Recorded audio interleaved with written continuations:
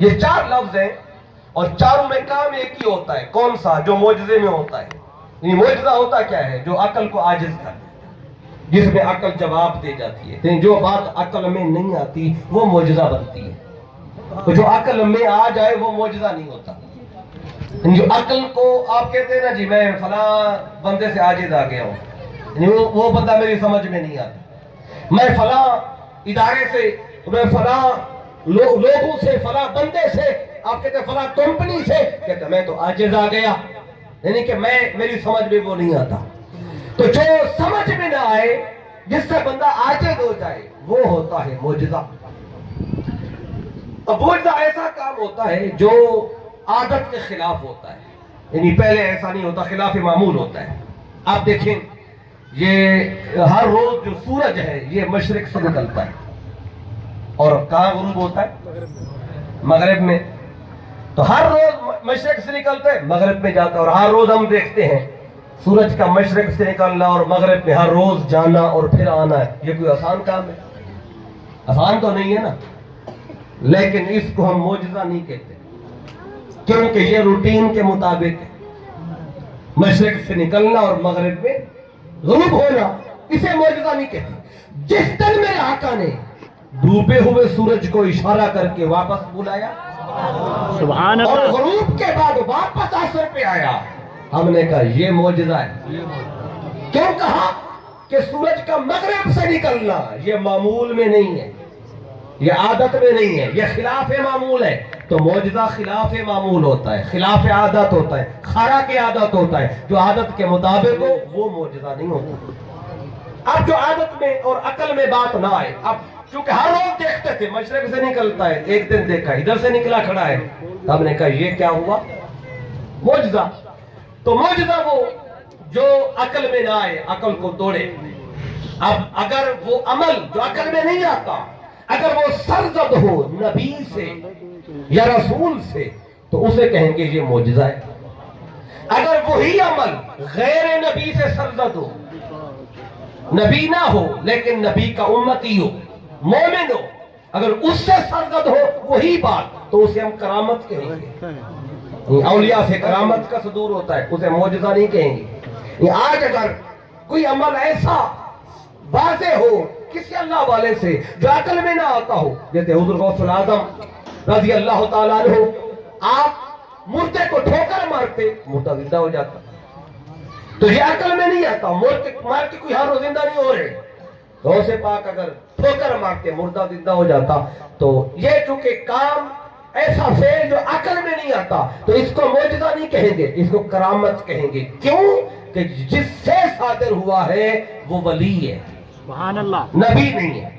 اگر نبی سے صادر ہو تو معجزہ ہوگا، اگر نبی کے غلام سے صادر ہو، امتی سے صادر ہو وہ کام، وہ کیا ہوگی؟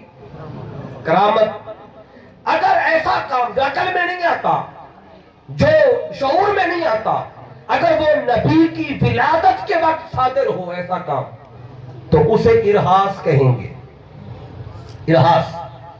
اور اگر یہ کام کسی مشرک اور کافر سے صادر ہو، یعنی کہ جو جادوگر لوگ ٹائپ ہوتے ہیں جو مسلمان نہیں ہوتے، ان سے صادر ہو، تو اس کو استدراج کہیں گے.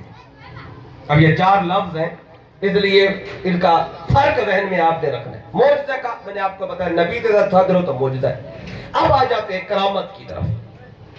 اللہ کے ولی سے صادر ہو. اب یہ کرامت کا جو تصور ہے یہ بھی قرآن کے اندر موجود ہے. قرآن سے بات، میں آپ کو معجزہ بھی قرآن سے بتا رہا ہوں، کرامت بھی، ارہاس بتاؤں گا، پھر آپ کو ساتھ استدراج بھی بتاؤں گا. پھر کرامت پہ 2 لفظ آپ کو بتا دیتا ہوں، بلکہ اس سے بھی پہلے ارہاس کو لے لیتے ہیں، کیونکہ وہ نبی کی ولادت کے وقت ہوتا ہے. مصطفیٰ کا میلاد ہوتا ہے، اور آقا کے میلاد پر حضرت آمنہ علیہ السلام آپ کہتی ہیں ادھر مصطفیٰ کا میلاد ہوا، کہتی ہے میرے جسم سے ایک نور نکلا، سبحان اللہ. وخرج منی نور، میرے جسم سے نور نکلا. اضاءت لها قصور الشام واسواقها حتی رأیت اعناق الابل ببصرہ. آپ فرماتی ہیں وہ نور ایسا تھا کہ اس نور میں نے مکے میں لیٹے لیٹے ملک شام کے محل دیکھ لیے. اب مکہ کہاں ہے؟ ملک شام کا، ہزاروں میل کا فاصلہ، تو ہزاروں میل دور یہ نگاہ کام نہیں کرتی، چند کلومیٹر کے بعد جا کے ہماری آنکھ دیکھنا اس کی جو پاور ختم ہو جاتی ہے۔ حضرت آمنہ کہتی ہے صبح 4:20 اندھیرا ہے، لیکن اس اندھیرے میں مکے میں لیٹ کر ملک شام کے محل دیکھنا یہ خلاف عادت تھا، خلاف معمول تھا، لیکن یہ نبی کی ولادت پہ ہوا اس لیے اس کو ارہاس کہیں گے۔ پھر آپ کے کمرہ ولادت میں ایک خاتون تھیں حضرت فاطمہ بنت عبداللہ، اور یہ حضرت عثمان بن ابی العاص رضی اللہ عنہ کی والدہ ہیں، تو وہ خود بیان کرتی ہیں، کہتی ہے میں بھی اس کمرے میں موجود تھی جس کمرے میں میلاد مصطفیٰ ہو رہا تھا۔ کہتے ادھر میلاد مصطفیٰ ہونے لگا، کہتے میں کسی کام سے کمرے سے باہر نکلی، جو ہی کہتی ہے باہر نکلی تو جلدی سے دوڑ کے واپس آ گئی۔ جب واپس آئی تو اندر والوں نے پوچھا خیر تو ہے؟ جلدی سے ابھی گئی ہے، واپس آ گئی ہے۔ کہتی ہے کیا بتاؤں، باہر بڑا عجیب منظر دیکھا ہے۔ کہنے لگی کیا دیکھا ہے؟ کہتی ہے میں نے آنکھوں سے دیکھا، کہتی ہے کہ میں نے دیکھا ہے رأیت النجوم تدلی، کہتی ہے میں نے تاروں کو دیکھا ہے باہر نکل کے، وہ تارے جو آسمان پہ چمکتے تھے آج آمنہ کی دیوار پہ چمک رہے ہیں۔ سبحان اللہ، فَنَظَرْتُ إِلَى النُّجُومِ تَدَلَّى، کہتے مجھے ایسا لگا جیسے وہ تارے مجھ پر گرنے لگے ہیں، اس لیے میں ڈر کے واپس آ گئی ہوں۔ تو ستاروں کا آسمان پہ رہنا یہ معمول کے مطابق ہے، اور آمنہ کی دیوار پہ آ جانا یہ معمول کے خلاف تھا۔ تو یہ مصطفیٰ کے میلاد پہ ہوا، اس کو معجزہ نہیں بلکہ ارہاس کہا جائے۔ اب ارہاس کا پتہ چل گیا آپ کو۔ اب آ جاتے ہیں تھوڑی بات کرامت پہ عرض کرنا چاہتا ہوں۔ کرامت کا تصور بھی قرآن کے اندر موجود ہے، ایسا کام جس کو عقل تسلیم نہ کر سکے، اور اللہ کے نبی سے نہیں بلکہ اللہ کے ایک عام بندے سے سرزد ہو، وہ بندہ ایمان رکھنے والا ہو اپنے نبی پر۔ سورۃ نمل کو پڑھے، 19 نمبر پارہ ہے قرآن کا۔ اللہ نے وہاں حضرت سلیمان علیہ السلام ان کا واقعہ بڑی تفصیل سے بیان کیا ہے۔ نمل کہتے ہیں چیونٹی کو، جسے آپ قبیلی بولتے ہیں، قبیلی تو پتہ ہے نا سارے، قبیلی چھوٹی جی ہوتی ہے، لیکن اس دوتے قرآن کی پوری سورت سورہ نمل، جی یعنی قبیلی دے اوتے پوری سورت لگتی ہے سورہ نمل۔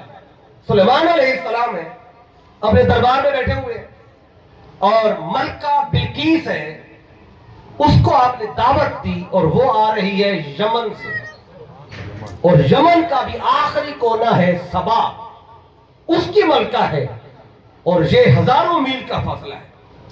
تو وہ آ رہی ہے اور آپ کے دربار میں پہنچنے والی ہے۔ تو سلیمان علیہ السلام نے کہا کہ میں چاہتا ہوں کہ ملکہ کو بٹھاؤں اس تخت پر جس پر یہ اپنے شہر میں بیٹھتی ہے، انہیں وہ والا تخت اس کا ادھر منگواؤں کہ خوش ہو جائے گی کہ میرا تخت یمن میں جس کو چھوڑ کے آئی تھی وہ مجھ سے پہلے یہاں پہنچ گیا ہے۔ تو اب یہ کیونکہ اس نے آپ پر ایمان لانا تھا، یہ مسئلہ تو توحید کا تھا، تو سلیمان علیہ السلام اللہ سے کہہ دیتے کہ باری تعالیٰ تیری توحید کا مسئلہ ہے، تجھ پر اس ملکہ نے ایمان لانا ہے اور پھر مجھ کو بھی ماننا ہے، باری تعالیٰ تو خود بھیج دے تخت کو، کوئی فرشتے کی ڈیوٹی لگا دے کہ فرشتہ لے کے آ جائے۔ اب بعض لوگ کہتے ہیں نا کہ اللہ کے غیر سے مدد مانگنا شرک ہے۔ کیا کہتے ہیں؟ اللہ کے غیر سے مدد مانگنا شرک ہے۔ مجھے بتائیں سلیمان علیہ السلام مسئلہ توحید کا تھا تو مدد اللہ سے مانگ لیتے، اللہ سے کہتے نا مولا تیرا معاملہ ہے، تیری توحید کا معاملہ ہے، مہربانی کر فرشتے سے کہے کہ یہاں تک پہنچا دے، اللہ پہنچا بھی دیتا۔ لیکن دنیا کو یہ عقیدہ تو سمجھانا تھا نا کہ اللہ کے علاوہ کسی اور سے مدد مانگے تو شرک نہیں ہے، یہ عین توحید ہے۔ اب سلیمان علیہ السلام نے اپنے اس دربار میں اعلان کیا، کہا آپ نے کہا یا ایھا الملأ، اے میرے درباریوں، ایھکم یاتینی بعرشھا قبل ان یاتونی مسلمین، کہ کون ہے تم میں سے جو ملکہ کا تخت اس کے یہاں پہنچنے سے پہلے لے آئے۔ اب اللہ کے نبی نے اللہ کے علاوہ مدد طلب کی۔ اب ان میں ایک جن بیٹھا ہوا تھا، اس کا نام ہے عفریت. وہ کھڑا ہو گیا. کالا عفریت من الجن. وہ اٹھا. اس نے کہا انا آتی کبھی, میں وہ تخت لے آؤں گا آپ کے لیے یہاں پر. تو سلیمان علیہ السلام نے کہا ٹھیک ہے, تو جن ہے, طاقت بھی ہے تیرے اندر, مجھے پتا ہے, لیکن یہ بتا تو کتنی دیر میں لائے گا. کیونکہ یہ نہ ہو کہ ملکہ آ کے بیٹھ جائے اور بعد میں گھنٹے بعد, آدھے گھنٹے بعد, 10 منٹ بعد تخت لے کے آ رہا ہو, تو پھر یہ تو مناسب نہیں ہے. مہمان کے آنے سے پہلے پہلے اس کا تخت آ چکا ہو, دیر کتنی لگائے گا. اب اس جن نے کیا کہا, کہتا ہے انا آتی کبھی ان تقوم من مقامک. کہتے جس وقت آپ کی یہ مجلس ہر روز ختم ہوتی ہے, سلیمان علیہ السلام کے خاص ٹائم تھا, میں دربار شروع ہوتا ایک خاص ٹائم پہ ختم ہوتا تھا. کہنے لگا جس ٹائم آپ کا دربار ہر روز ختم ہوتا ہے, اس کے ختم ہونے سے پہلے لے آؤں گا.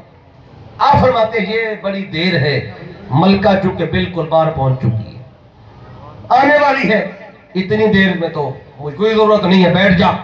اس نے کہا میں اس سے جلدی نہیں لا سکتا. جب وہ جن بیٹھ گیا تو اب آپ نے فرمایا اور کون ہے جو اس سے بھی جلدی تخت لا سکتا ہے, اور کون ہے. اب جب آپ نے دوبارہ کہا تو اب جن تو کوئی نہیں اٹھا, جو جن کی طاقت جواب دے گئی. اب ایک اور بندہ اٹھا جو آپ کا امتی تھا, جن نہیں تھا, عام انسان تھا. وہ کھڑا ہوا, اس نے کہا مجھے حکم دیں, میں وہ تخت آپ کے لیے لے آتا ہوں, میں وہ تخت لے آتا ہوں.